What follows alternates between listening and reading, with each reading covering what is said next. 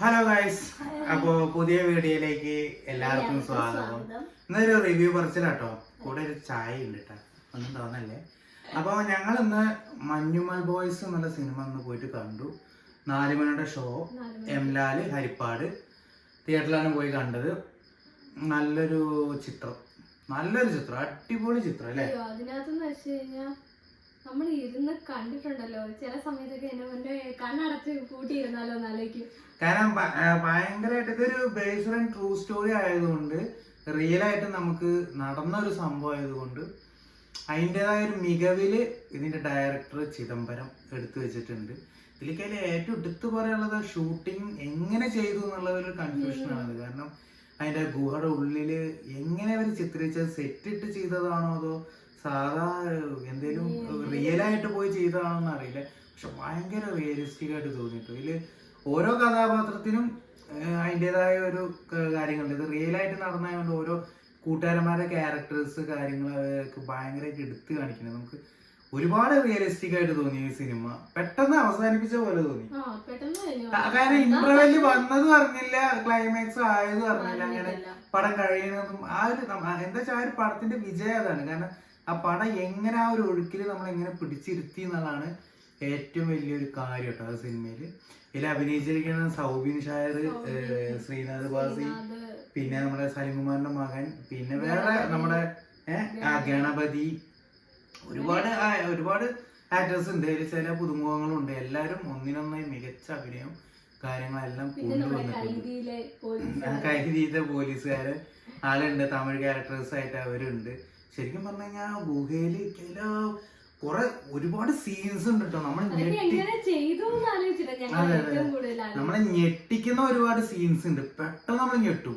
കാരണം ഈ ശ്രീനാഥ് ബാസിയാണ് ഗുഹയിലേക്ക് വീണ ഒരാള്. ഇതില് സ്പോയിലർ പറയാനുള്ളൊന്നുമില്ല, എല്ലാവർക്കും അറിയുന്നത് തന്നെയാണ്. സ്പോയിലർ ആയിട്ടൊന്നും പറയാനുള്ളൊന്നുമില്ല, അതുകൊണ്ട് ഞങ്ങൾ ഇത് ഓപ്പൺ ആയിട്ട് പറയുന്നു കേട്ടോ. കാരണം ശ്രീനാഥ് ബാസി ഗുഹയ്ക്ക് ചാടുന്ന ഒരു സീൻ, അത് ഭയങ്കരമായിട്ട് വീഴുന്ന ഒരു സീൻ. അത് നമ്മൾ എങ്ങനെയാണ് സിമ്പിൾ ആയിട്ട് അങ്ങനെ ഒരു സംഭവം നടക്കും, നമ്മൾ നോക്കിക്കൊണ്ടിരിക്കുന്നു, പെട്ടെന്ന് അതാ പോയി ആള്. അതെ, സിമ്പിൾ ആയിട്ട് ഡയലോഗ് പറയുമ്പോൾ ടയറിന് വിടും, നമുക്ക് ആകെ അന്തം വിടും. എല്ലാരും ഒരു ഇങ്ങനെ ഷോക്കായി എന്താ ഇപ്പൊ സംഭവിച്ചെന്നുള്ള രീതിയിലാണ് അവര് ആ രീതിയിൽ നിൽക്കുന്നുണ്ട്. പിന്നെ പെട്ടെന്നുള്ള ഓരോരോ നമ്മളെ ഞെട്ടിക്കണത്. പിന്നെ സൗബിനായ ഗുഹയ്ക്ക് ഇറങ്ങണ സീനാണെങ്കിലും, പിന്നെ നമ്മുടെ ബാസിനെ കാണിക്കുന്ന സീനാണെങ്കിലും, ആ ബാസി വീഴുന്ന ഒരു സീൻ അതിൽ കാണിക്കുന്നുണ്ട്. എങ്ങനെ അത് ഷൂട്ട് ചെയ്ത്, എവിടെ വെച്ചിട്ട് ഷൂട്ട് ചെയ്യുന്ന ഒരു കാരണം ഓരോ വീഴുന്ന വീഴ്ച കാര്യങ്ങളൊക്കെ കറക്റ്റ് ആയിട്ട് ഇങ്ങനെ ഓരോ തരത്തിൽ ഇടിക്കണതും മറിയണതും. പക്ഷെ അങ്ങനൊക്കെ ഒരാള് വീണ ആള് ശരിക്കും പറഞ്ഞു കഴിഞ്ഞാൽ നീച്ച് നടക്കും പോലെ ഒന്നും പറയാൻ പറ്റില്ല. അത് എനിക്ക് തോന്നി. കാരണം ഭയങ്കര നീച്ച് നടക്കാവുന്നത് എങ്ങനെയായാലും നീക്കാന്ന് എന്തായാലും അങ്ങനെ വീഴുന്ന ഒരാള് നട്ടല്ലൊടിഞ്ഞോ അല്ലെ എന്തേലും ഒരു കിടപ്പായി പോകും, അല്ലെ ഒരിക്കലും എണ്ണീക്കാൻ ചാൻസ് കുറവാണ്. കാരണം അത്രയും ഉയരത്തിൽ നിന്നാണ് വീഴുന്നത്, അതൊന്നാമത്തെ കാര്യം. അപ്പൊ നമ്മളിങ്ങനെ ആലോചിക്കേ ഇതിന് ശരിക്കും ആളിപ്പോ അവസ്ഥ എന്താണോ എന്തോന്ന്. പിന്നെ എടുത്തു പറയുന്നത് സുഷിന്റെ മ്യൂസിക്കും ബാക്ക്ഗ്രൗണ്ട് സ്കോറും രക്ഷയില്ല. നമ്മള് ശരിക്കും പേടിപ്പിക്കുന്ന രീതിയിലുള്ള ഓരോ ത്രില്ലിംഗ് ആയിട്ടിരിക്കുന്ന ഓരോ പിടിച്ചിരുത്തണ ഒരു ഇതുണ്ടല്ലോ, അത് സുഷിൻ മികവാക്കിയിട്ടുണ്ട്. സുഷിൻ പറയണ പോലെ ഇത് മലയാള സിനിമേനെ മാറ്റിമറിക്കുമോ എന്നൊക്കെ ചോദിച്ചു കഴിഞ്ഞാൽ നമുക്ക് പറയാൻ പറ്റില്ല. കാരണം നമ്മൾ മാറൂട്ടിയൊക്കെ കണ്ടുവന്ന ആളായതുകൊണ്ട് മാറൂട്ടി സിനിമയിലൊക്കെ നമ്മള് കണ്ടിട്ടുണ്ടല്ലോ. പക്ഷെ അങ്ങനെ ഒരു സർവൈവൽ സ്റ്റോറി വെച്ച് നോക്കുമ്പോൾ അത് മലയാള സിനിമേനെ മാറ്റിമറയ്ക്കാൻ മാത്രമുള്ള ഒരു ഇതായിട്ട് തോന്നിയില്ല. പക്ഷെ രക്ഷിക്കാനായിട്ട് ഇറങ്ങി അതിന്റെ ഉള്ളിൽ നടക്കുന്ന കാര്യം നമ്മൾ ഇതുവരെ കണ്ടിട്ടില്ല. പക്ഷെ നല്ല രീതിക്ക് അവർ എടുത്തു വെച്ചിട്ടുണ്ട്. പക്ഷെ ഇതിന്റെ ഞാൻ കാലത്ത് ഒരു ഇന്റർവ്യൂ ഞാൻ കണ്ടിട്ടുണ്ടായിരുന്നു. അതിലവര് പറയണത് ഇതിലും ഭയങ്കരമായിട്ടാണ് അതിലുണ്ടായിരുന്ന അനുഭവം എന്ന് പറഞ്ഞു. പക്ഷെ ചെറിയൊരു ഹോളാണ്, ആ ഹോളിന്റെ ഉള്ളൊക്കെ ഒരു മനുഷ്യൻ വീണ് കഴിഞ്ഞാൽ ആർക്കാ പറ്റിയ അയ്യോ ഭയങ്കരമായിട്ട് തോന്നി. ഞാൻ ആദ്യം ശരിക്കും അതിന്റെ ഉള്ളിൽ ഇറങ്ങിയിട്ട് ചെയ്തതാണോ അതുപോലെ ചെയ്തു പക്ക. ശരിക്കും പറഞ്ഞാൽ ഗുഹയുടെ പരിസരം കാര്യങ്ങളൊക്കെ അവര് റിയലിസ്റ്റിക് ആയിട്ട് ഷൂട്ട് ചെയ്തായിരിക്കും.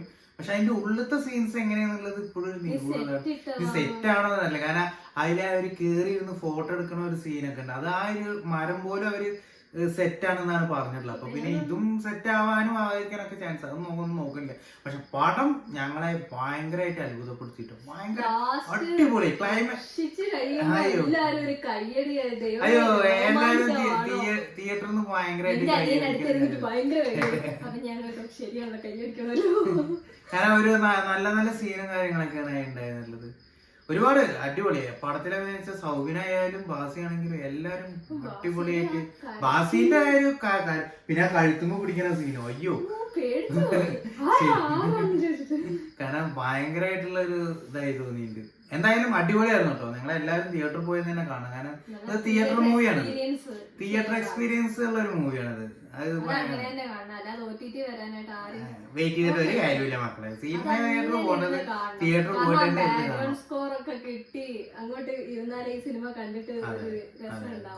അപ്പൊ എന്തായാലും നിങ്ങൾ എല്ലാരും മറക്കാതെ പോയിട്ട് നമ്മുടെ മഞ്ഞുമൽ ബോയ്സ് പോയി കാണ്.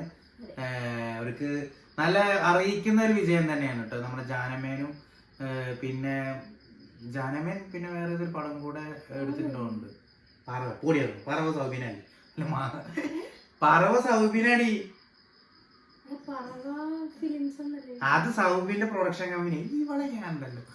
അപ്പൊ ജാനമേനെ എടുത്ത ഡയറക്ടറെ ഇങ്ങനെ ഒരു പടം എടുത്തതിൽ ഭയങ്കരമായിട്ട് തോന്നി. പിന്നെ ഇതൊരു ശരിക്കും നടന്നൊരു സംഭവമാണെന്ന് പറയുമ്പോൾ നമ്മളെ ശരിക്കും ഞെട്ടിക്കുന്നുണ്ട്. അതാണ് ഈ പടത്തിന്റെ ഏറ്റവും വലിയ വിജയം. അത് നമുക്ക് നേരിട്ട് കാണാൻ പറ്റിയില്ലെങ്കിലും സിനിമയിലൂടെ കാണാൻ പറ്റിയില്ലെന്നാണ് ഏറ്റവും വലിയ നല്ല കാര്യമായിട്ട് തോന്നിയത്.